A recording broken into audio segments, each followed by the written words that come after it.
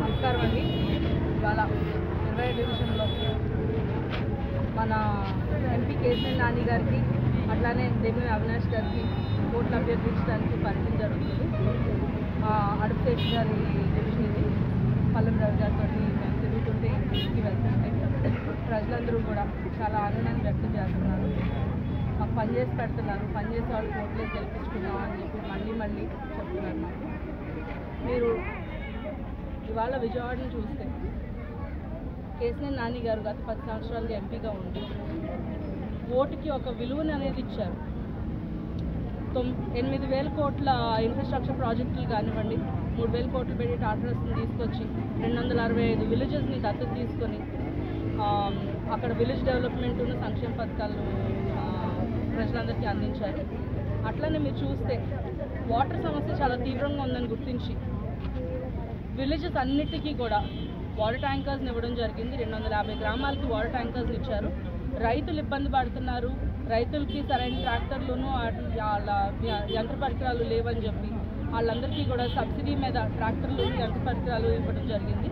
కేసీఆర్ నాని గారు చాలా పాయింటెడ్గా ఎక్కడ చిన్న ఇష్యూస్ ఉన్నాయో చూసుకుని ఆయన పరిధిలో ఉన్నా లేకపోయినా కూడా పర్సనల్గా తీసుకుని నా విజయవాడ నేను చేసుకోవాలని చెప్పి ఒక ఉద్దేశంతో ప్రతి ఒక్క మనిషిని కూడా టచ్ చేయడం జరిగింది. గత 10 సంవత్సరాల్లో ప్రజలందరూ కూడా నాన్నగారిని బాగా ఓన్ చేసుకున్నారు. తప్పకుండా మళ్ళీ ఆయనదే విజయాన్ని మాకు తెలియజేస్తున్నారు.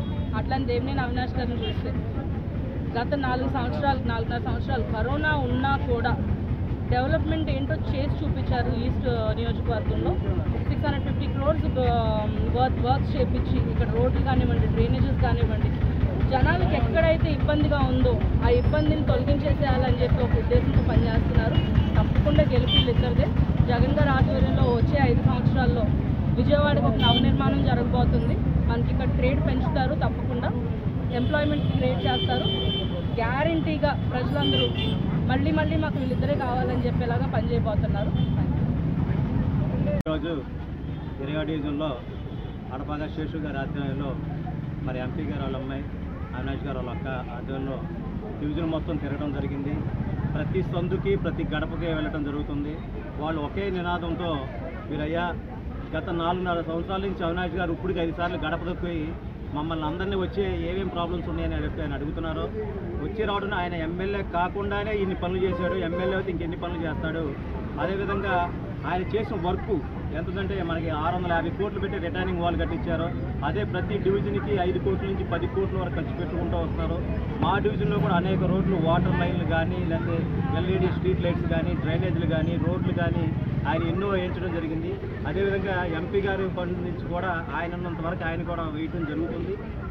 ప్రతి గడపలోనూ కూడా మేము స్వచ్ఛందంగా మీరు వచ్చినా రాకపోయినా మేము ఫ్యాన్ గుర్తుగా ఓటేసి మీ అందరిని గెలిపిస్తామయ్యా. మేము ఖచ్చితంగా మీ అత్యధిక మెజార్టీతో ఈరోజు 20వ డివిజన్ అత్యధిక 25,000 నుంచి 30,000 మెజార్టీతో మేము గెలిచి చూపిస్తాను, ఫ్యాన్ గుర్తుగా ఓటేస్తామని చెప్పి ప్రతి ఒక్కరు నిజాలు.